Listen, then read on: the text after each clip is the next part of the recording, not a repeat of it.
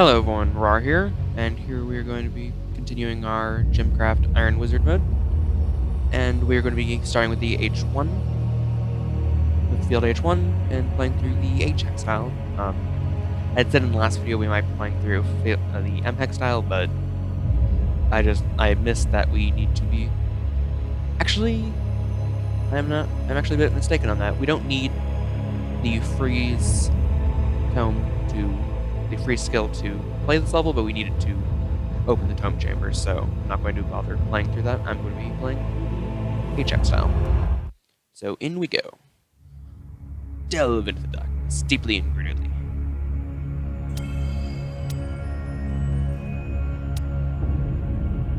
I'm going to go and just force enemies around this way. This is the Scythe Gate. Randomly forces monsters back to the beginning. Here we get our first black gem. Black being a bit interesting. The Bloodhound gem, as it's called. As it gets hits, it gains damage. Not every single percentage, but it increases off of... I don't know what the exact numbers are, but basically every so often it gains the bonus to its damage and specials. The special modifier obviously does not apply to itself though, so it's not completely but it is still very strong. The other sort of special gem like this is the white gem. The higher mana pool milestone you have, the higher its stats. The higher its bonus to damage. So I think still has random advantage and stuff.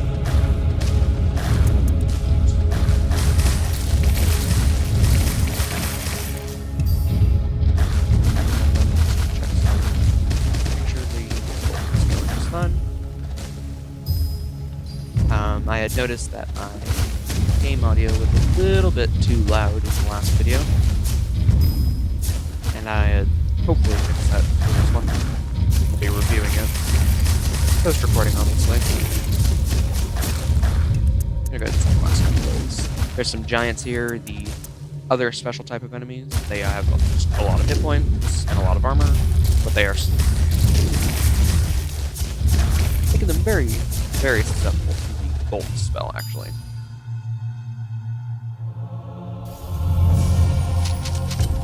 And here's a little bit more story, so... The Scythe Gate, the trap I set up long ago, right after the last time we had captured the Forgotten. I knew she would break free again, as she had already done 5 times before, and I was right. My plan was to be her victim to be possessed, and lure her to the Scythe Gate on our way to the Spirit Forge. I still can't believe she fell for it. I shouldn't underestimate her, though. The Forgotten, the plague on our world, an archdemon summoned by mistake, or was it a mistake, as we called her, the Queen of Shadows. She appears in many forms, but what seems to be her native appearance is a female torso with disfigured arms, a head with long hair and no face. She is one with the shadows, demons under her command. She can birth or consume them. They are like her blood drops. We know of no way to kill the Forgotten. The only thing we can do is temporarily seal her. To temporarily seal her is to craft a new Gem of Eternity in the Labyrinth. It has already happened 7 times by now. We have entrapped the Forgotten 6 times before, and I'm sure a new Gem Bearer is on its way to set up the trap with a freshly crafted gem. There can only be one Gem of Eternity, but as its name suggests, it's indestructible. So there are 6 useless replicas laying around out there. Bit of an interesting side note, the symbols around the gem on the left side of this page is the map from the previous game, Gemcraft Labyrinth. And on to H2 we are going to be going.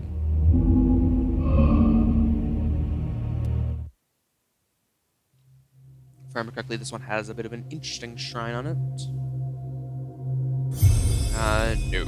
Actually, yes it is. It says a gem enchantment shrine. Most shrines, well actually all other shrines, and here's our first poolbound gem, this one being the one that increases based on your mana pool level. I'm actually going to make that the priority for this gem.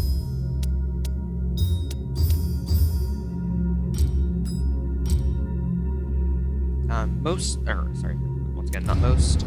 All other gems, all other shrines consume gems, but the gem enhancement shrine actually just upgrades. increases their damage based on the number of enemies hit. Also, of course, dealing damage too. Actually, it says right here. Returns the inserted gem, increasing the gem's max damage after all enemies hit. Unfortunately, it doesn't increase the minimum damage, but it's still a very good increase. And something that you can actually do to add a lot of stats to a gem is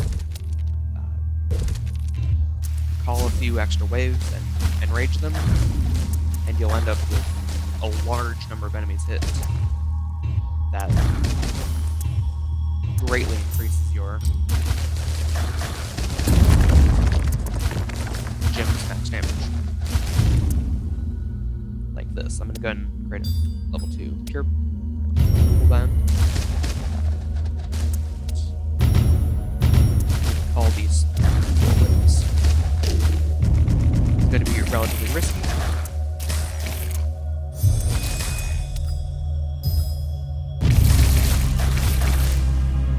Plus 34 gem max damage.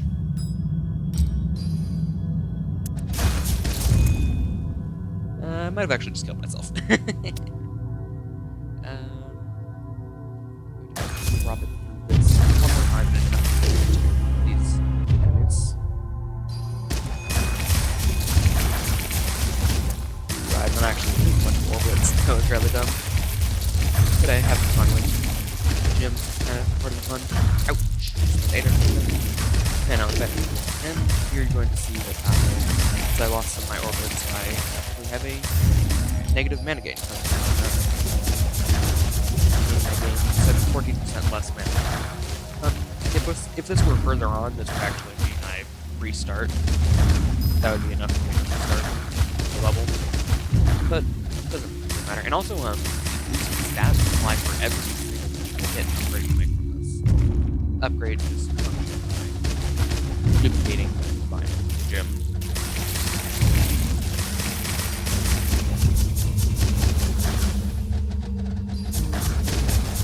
Just going off the last of the bosses and a couple field tokens. I think we're going to be H3 and H4, presumably.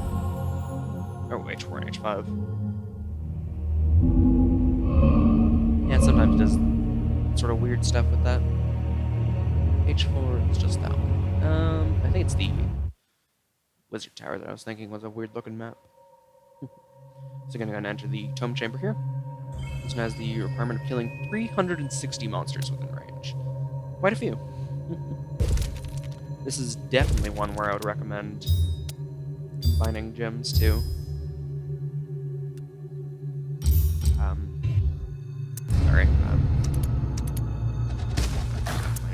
Using gems to enrage the waves. Had to banish an enemy early. It's always bad when you have to banish an enemy early. Alright, that's going relatively well.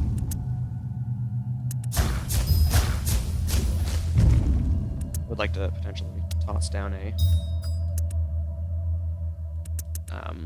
gem bomb or two on some of these waves, but can't quite do it yet. It's a bit too risky.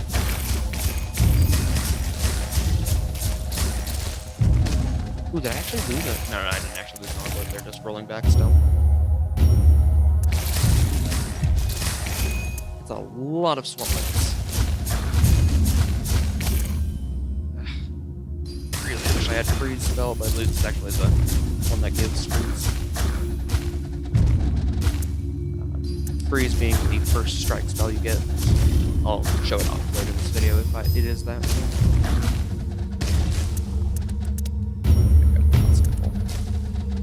Gems there. I'm going to be creating a tower. I'm going to create a third gem. Just because there's a lot of weaker enemies on this one. Fortunately, there's also a lot of giants. Yeah, 22 out of 30. Actually, it's a little bit risky, which is throw a couple of gem balls onto a swarmling wave. The swarmlings can end up with a lot of enemies. I think these additional monsters. There we go, got them. Still don't be worried about enraging any further waves.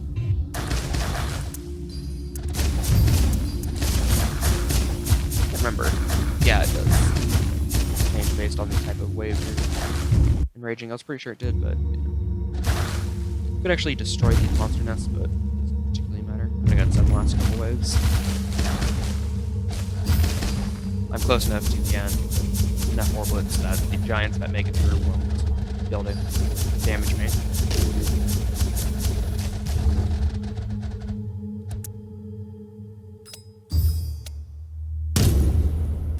Might be a little bit risky, but hey, there we go. Gem bombing the last few enemies, and ooh, got the first vision field. Vision fields are very tough because they do not gain any bonuses from your skills. I don't think I'm going to be playing the vision field in this video. I'm not going to be playing the vision field in this video, I can tell you that right now. Vision fields, as I said, are extremely tough. Some harder than others, but I don't even want to bother testing it right now.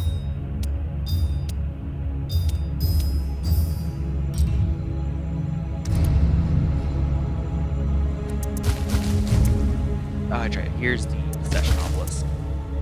Possession Obelisk is a bit interesting. It randomly enhances a monster with a trait. It'll give it like additional armor, additional health, it'll make it maybe spawn swarmlings on death.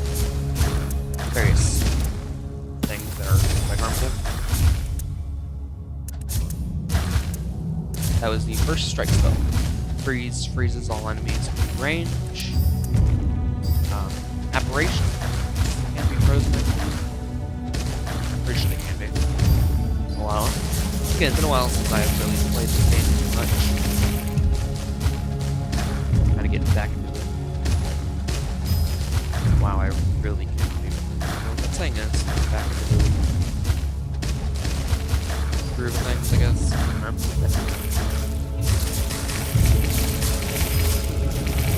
Gem. And you also notice which monsters have been strengthened because it'll look black.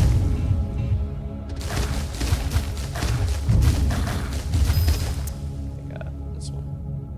Possessed Reaver. Oh, that's right. It's specifically it gives them the Possessed modifier. Forces gem resocketing within 3 tiles when killed, and heals nearby monsters for 33 hit points when killed. So basically, if a tower is within 3 units of this monster when it dies, the gem will be forced to resocket, basically rearm. Which is a little bit of an incentive to keep your things away. Giants and Reavers can have different modifiers. Basically, I think Giants can have all modifiers, and then Reavers can have some, and Stormlings can have less, basically. Specifically, Giants are the only ones that can have 3 spawnlings, or 3 spawnlings. Giants are the only ones that can drop spawnlings when killed.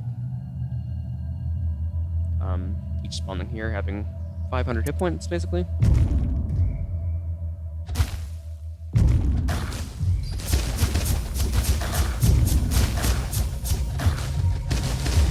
Those Giants are just nasty. It's actually a bit of an argument to move your gems up further over here on this map. Try to kill them before they get possessed. But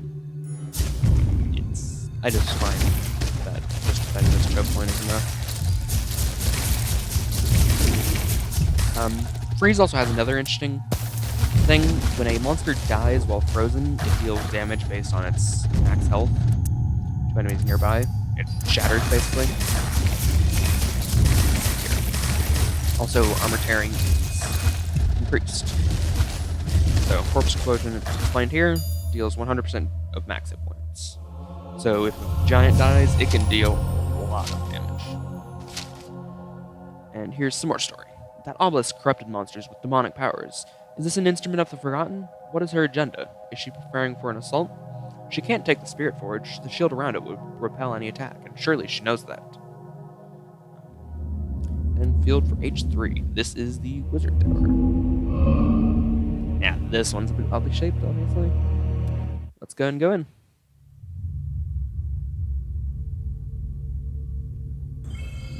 Destroy all 4 locks on the field to unlock, or it will smash your orb. This requiring hits from the bolt. See, I need 300 shots from normal towers and 60 bolt shots. Here I have some grade 3 gems. I'm going to leave those as they are and upgrade them. Take those as they are, I guess. Better way to put that.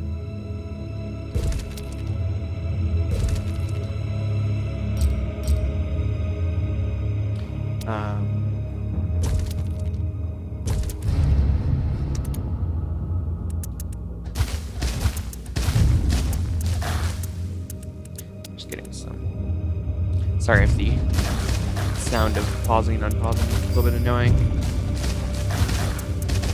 do that a lot when I'm thinking about what I'm doing on a map. So I just have this gem specifically target everything here.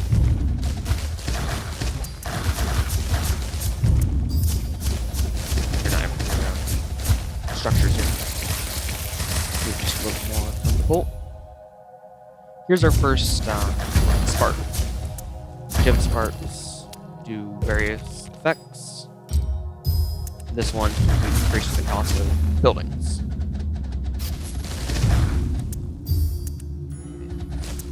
Too bad. I was hoping that was going to be something else. Because oh, there we go. I knew it would be coming up soon. A specter. Specters are corrupted apparitions. They are apparitions that have been twisted by demons. They will try to steal your gems from you.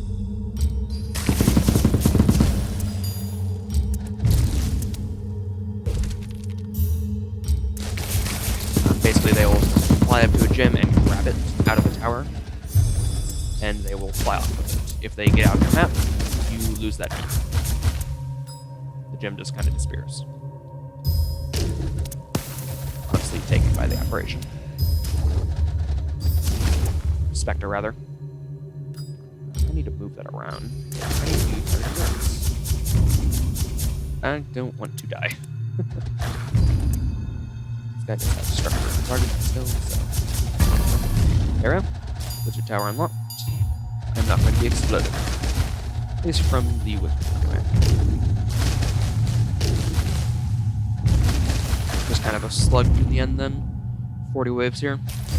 Not a super large number, at least compared to some of the later areas. I think some of the later areas have like 200 waves, if I remember correctly. I might be... No.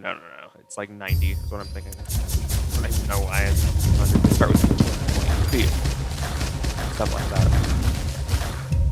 I don't remember if the later guilds has over 100 ever.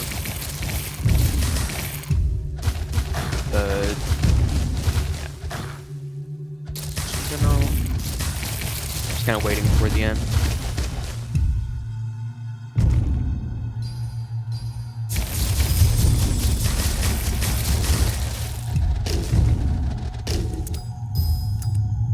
Trying to move that gem.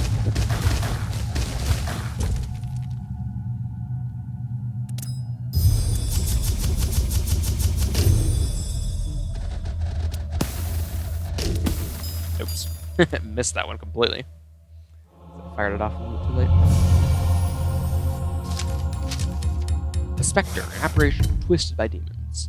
It can be very dangerous with the lust for gems. I'd better watch out, swap my gems if I need to, and focus that specter. To have my gems fire at it, or even throw gem bombs at it. Or I could hide my gems and offer a low-grade gem for it to steal. Basically, it'll target the highest gem on the map. Highest gem on the map, and if there's equal ones, it'll target the closest one to it.